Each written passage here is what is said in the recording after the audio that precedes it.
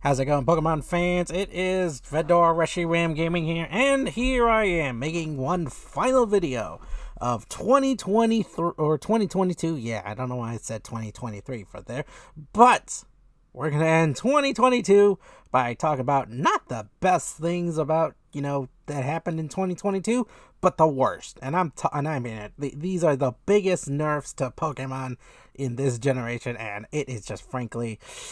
Ooh, there's just no other way to describe it. So let's celebrate the end of 2022 by talking about the worst things that happened to Pokemon in Scarlet and Violet and Sword and Shield, and let's just get into it. Let's go!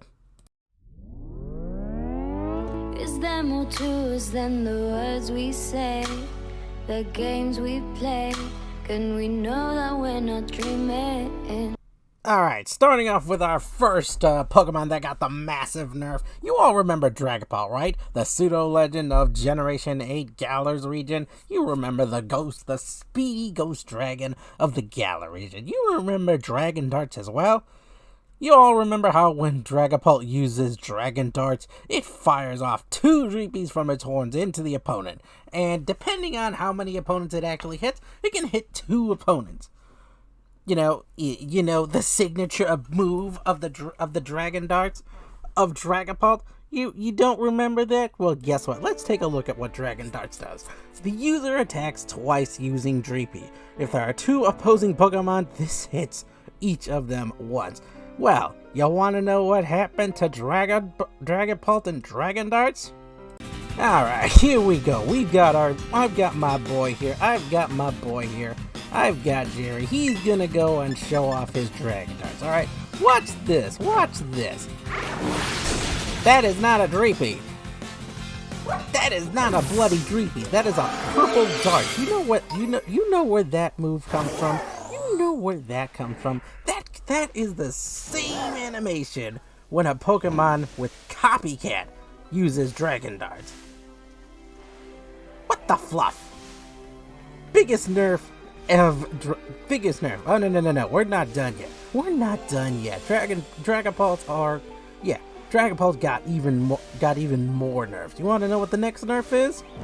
Alright, here we go. I'm pausing this right now. You see the Dragapult's tail? You remember in Sword and Shield how it went from its solid color and then it turns opaque the closer you get to the tip of the tail? You remember that cool design that Dragapult had when it had the see-through tail? Like, you can see the background there when you look through the Dragapult's tail. It gave that ghostly dragon appearance. You know what happened to Dragapult? Like, do you know what happened to Dragapult this generation? Well, guess what? It's no longer see-through. It is completely opaque. They made Dragapult's tail white at the end. They didn't even want to, keep Dragapult's tail the way it is. This poor Pokemon got nerfed so bad. But you know what? It's not as bad as some of the other Pokemon had at this generation. Let's move on to our next Pokemon. Yeah, let's talk about our next Pokemon, Lurantis. Alright, you all remember my Lurantis. You all remember my contrary Lurantis. I used that Pokemon so much back in previous generations, since it was released in Alola, since it was released in Generation 7. You all remember contrary Lurantis' greatest ability, right? In fact, the only real ability it has. Contrary, right?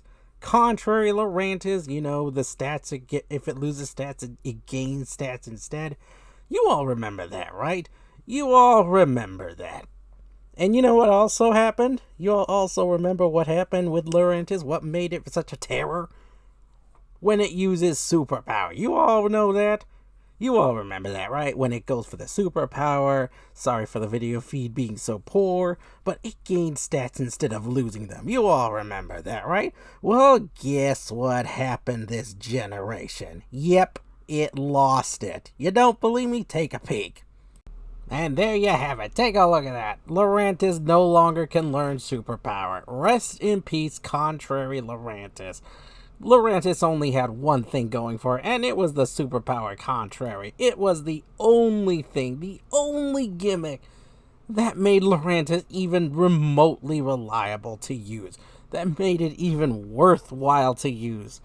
Now it loses the best move it had, so Contrary Lurantis is pretty much all but dead, cause good luck using the only other move it could really learn, and that is Leaf Storm. Good luck using Leaf Storm with Lurantis. This poor Pokemon got nerfed so bad. It didn't deserve the superpower nerf.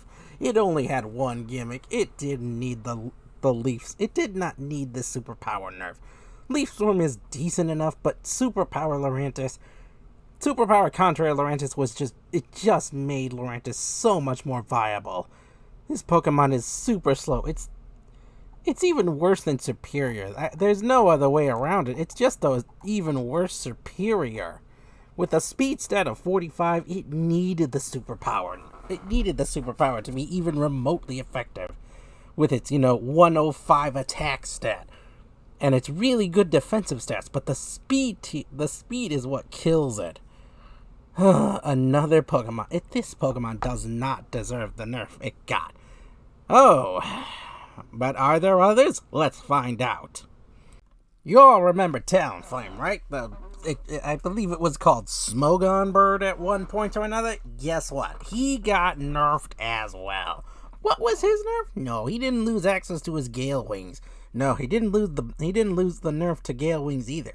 No, he's fine. He can still set up his, priority Tailwind. He could still go for priority Brave Bird if he so chooses. But you know what he lost access to? He lost access to his dual wing baits. He lost access to dual wing bait in this generation. Now, you might think, well, that's not too big of a loss. Tell that to bloody Salamence. He was only able to get it back in Generation 8 as a move tutor, but guess what? He learns it naturally upon leveling up in Scarlet and Violet. Why couldn't Talonflame learn Dual Wing Beat? He needs it more than Salamence. Salamence is already good enough Pokemon as is. It doesn't need he didn't need the Dual Wing Beat. Talonflame needed Dual Wing Beat. Another Pokemon got massively nerfed this generation. This is starting to make me mad. This is really starting to make me mad. Are we done yet? Nebby, are we done yet? Alright. You're done pushing me too far, Game Freak. Now you're done pushing me too far. Whoever it is that is doing these nerfs. When you mess with my hats, that's when the Reshiram starts bringing his mount up. Alright, and we got a hammer mount this generation, so I have more hammers to use on people at Game Freak. How dare they nerf my hat? Now, you're probably wondering, what did they do to Miss Magius this generation, Reshiram? What could they have possibly done to her? Well, let me show you something. Alright, this is all of my Miss Magius' move pool. This is it. Level 100. This is my story card, Miss Magius. This is all she can know. Not counting the moves that are down there that she already knows. No, this is all she's got. Now, you're probably wondering, what happened to my Miss Magius this generation? Well, let me show you. You see that? You see those moves that are right there? Yeah, those are not a lot of moves there. But what's wrong? What's wrong with this? Well, let me show you something real quick. This is all of my Miss Magius' move pool in Brilliant Diamond Shining Pearl. She doesn't get anything in Sword and Shield to my knowledge. Apparently there was something up there.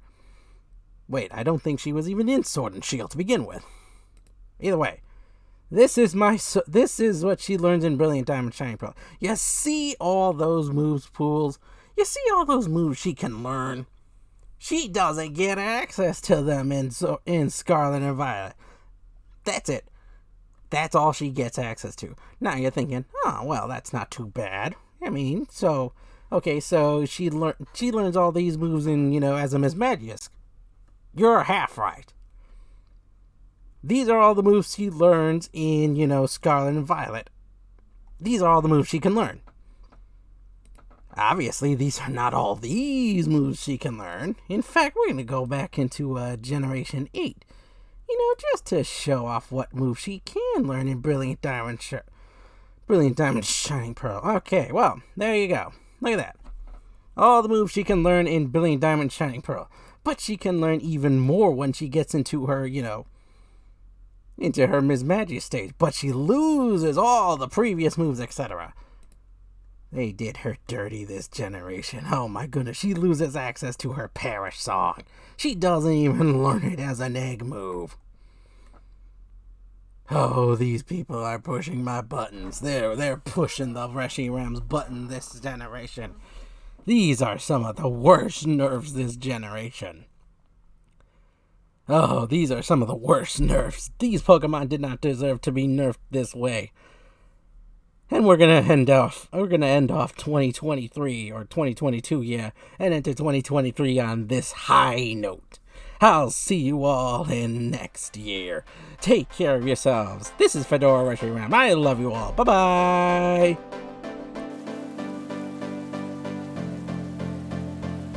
When you've reached the point where you can't go on, just come to me, you'll be safe from harm. If you trust in me, then I'll trust in you. There's nothing more that I need to do. If you put your hands in front of mine, we'll be shining through.